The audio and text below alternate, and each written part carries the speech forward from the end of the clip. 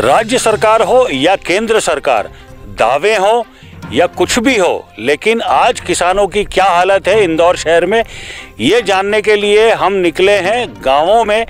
क्या स्थिति है सोयाबीन की, देखिए एक्सपोज लाइव की ये एक्सक्लूसिव रिपोर्ट। इस बार फिर सोयाबीन बनी आफत की फसल। चुनाव पूर्व जनप्रतिनिधि करते हैं हर गांव घर का दौरा, लेकिन आफत के समय में हर राजनीतिक पार्टी और जनप्रतिनिधि हो जाते हैं गायब। जब एक्सपोज लाइव की टीम शहरी सीमा से लगे प्रमुख गांवों का दौरा करने पहुंची, ऐसी ही बातें प्रमाणित भी होती रही। इस बार फिर सोयाबीन औसत उत्पादन से काफी कम रही। अतिवृष्टि के कारण जहां फसलें खराब हो रही हैं, वहीं किसानों द्वारा बुआई के वक्त खरीदा गया महंगा बीज बड़े नुकसान का कारण बना हुआ है। पहले जहां फसल हार्वेस्टर से कट जाया करती थी, वहीं इस साल खेतों में पानी जमा होने से महंगे मजदूरों द्वारा कटाई करवाना मजबूरी बनी हुई है। किसानों का कहना है भले ही सरकार हमें मुआवजा ना दे, लेकिन कम से कम फसल बीमा योजना के अंतर्गत बीमा राशि तो दिलवा दे।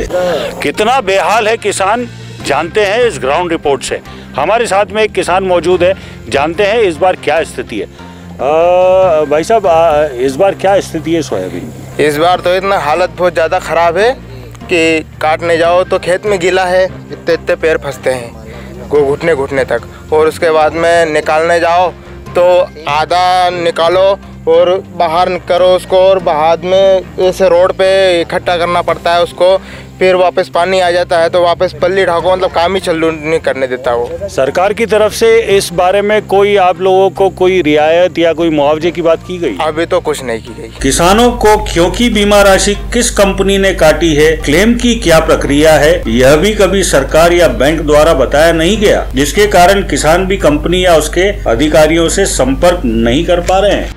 दादा, इस बार सोयाबीन की क्या स्थिति है? सड़ी ये सब कुंटल बेगा की हुई है, दवाई का ही पैसा नहीं निकले रहा। तो इस बार आपने सोयाबीन निकाली कैसे खेत से? भैया आज मजदूर ना करे, गांठड़े गए रोड बगदा पड़िया बने 3000 रुपया बीघा का मजदूर मांगा। अच्छा। तो मैं इतना सोयाबीन नहीं निकला कहीं करा। तो सरकार से क्या अपेक्षा कर रहे हैं आप? कब सरकार जो दे मुआवजा दे, कहीं दे, बीमो दे। गए साल कुछ बाकी धरियो, गए साल का बाकी है अभी? हाँ, कहाँ जो पुरो हो मुआवजा, 2 किस्त डाली, 3 कैरी थी तो भी नहीं दी, न बीमो दियो। इसकी शिकायत आपने कहीं करी है? अब कहाँ करा, अब पटवारी का नहीं, इनका कहाँ था कहीं सुना हुए। अच्छा, तो कभी पटवारी के पास जाते हैं तो क्या बोलते हैं?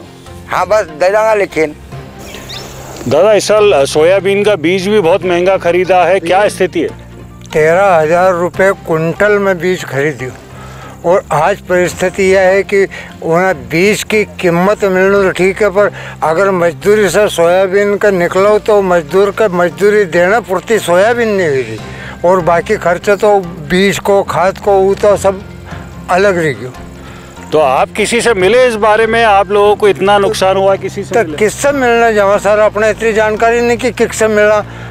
अभी जैसे मान लो आप यहाँ आया तो आप पूछ ही रहा, तो आपका यह बात बता ही रहा, और अगर आप यहाँ आप भी नहीं आता तो किससे बोलना जावा हम कि यह समस्या है।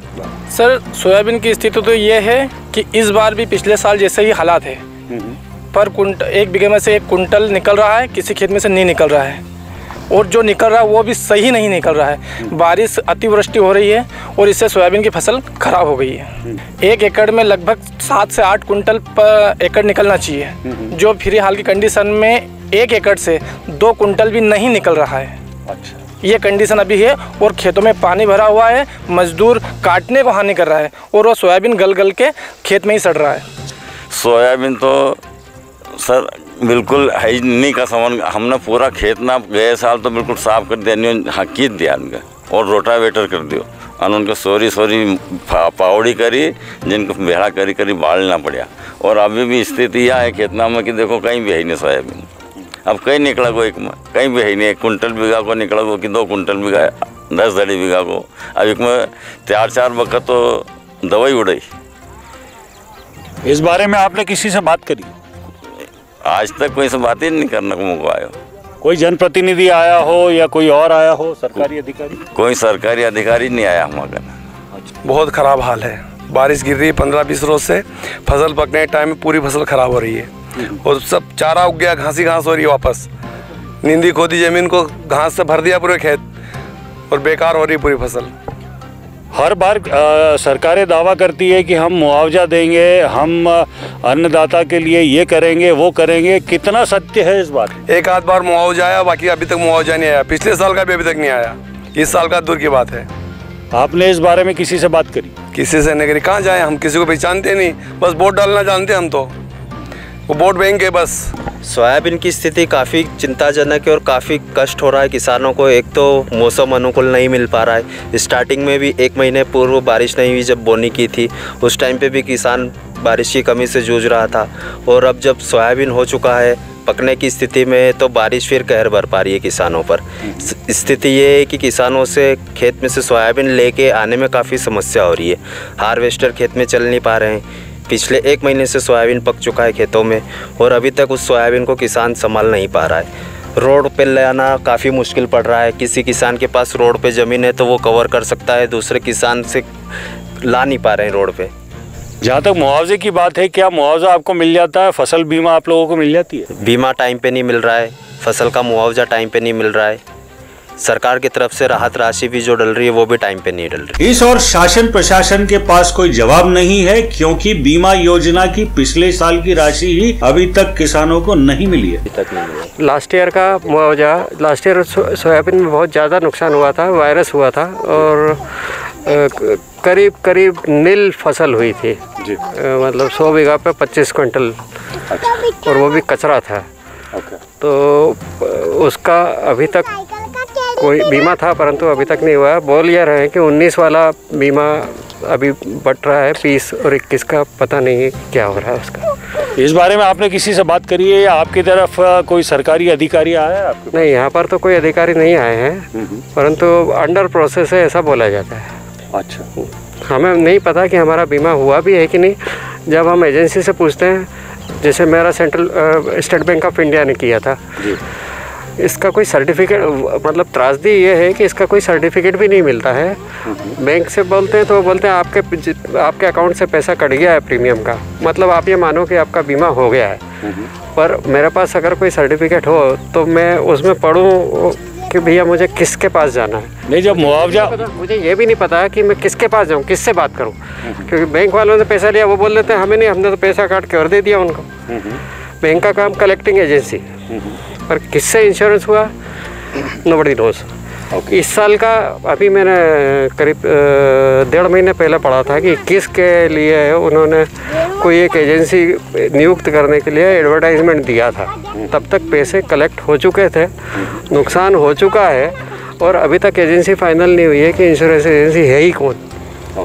तो फिर ये भी पता चला है कि सेंट्रल गवर्नमेंट का भी हिस्सा रहता है, स्टेट गवर्नमेंट का भी हिस्सा रहता है। सेंट्रल वाला तो जमा हो गया पर स्टेट गवर्नमेंट वाला हिस्सा नहीं। जो मुआवजे की प्रक्रिया होती है वो तो बिल्कुल ट्रांसपेरेंट होती है। बिल्कुल अलग अलग चीज़ है, मुआवजा अलग चीज़ है और इंश्योरेंस अलग चीज़ है। लास्ट ईयर जो नुकसान हुआ था उसके मुआवजे की 2 किस्तें, ये कहा गया था कि 3 किस्तों में मुआवजा दिया जाएगा। 2 किस्तें दी जा चुकी हैं, तीसरी किस्त अभी तक नहीं दी गई है। कब देंगे पता नहीं है, पर वो मुआवजा तो गवर्नमेंट ने दिया था अपने खाते से। नहीं, इंश्योरेंस कंपनी ने कितना दिया? इंश्योरेंस कंपनी ने कुछ नहीं दिया है, 20 का कुछ नहीं हुआ है। नहीं तो प्रीमियम तो इंश्योरेंस कंपनी काट रही। प्रीमियम वही तो प्रॉब्लम है कि प्रीमियम इंश्योरेंस कंपनी नहीं काटती है। प्रीमियम एक इंश्योरेंस करने वाली एजेंसी है जो प्रीमियम काटती है। उसके बाद में टेंडर होते हैं और टेंडर होने के बाद में इंश्योरेंस कंपनी से उसको बिड करती है और उस बिडिंग के आधार पर यह डिसाइड होता है कि किसको देना है। इस साल का 21 का आई एम नॉट श्योर कि किसको दिया गया है, एजेंसी कौन है। और 20 का भी मुझे नहीं मालूम कि एजेंसी कौन है और किससे मैं संपर्क करूं। कुल मिलाकर हिंदुस्तान को डिजिटलाइजेशन की तरफ लेके जाया जा रहा है, लेकिन जहां तक किसानों की बात करें, किसान आज भी ये नहीं जान रहे हैं, नहीं समझ पा रहे, ना ही उनके पास में कोई ऐसी चीज़ है जो ये पता कर पाए कि उनका इंश्योरेंस का प्रीमियम किस कंपनी ने काटा है। अगर बात करें एजेंट्स की, यानी कि सरकारी बैंकों की, तो वो भी ये बताने की कंडीशन में नहीं है कि आपको बीमा की राशि मिलनी कहाँ से है।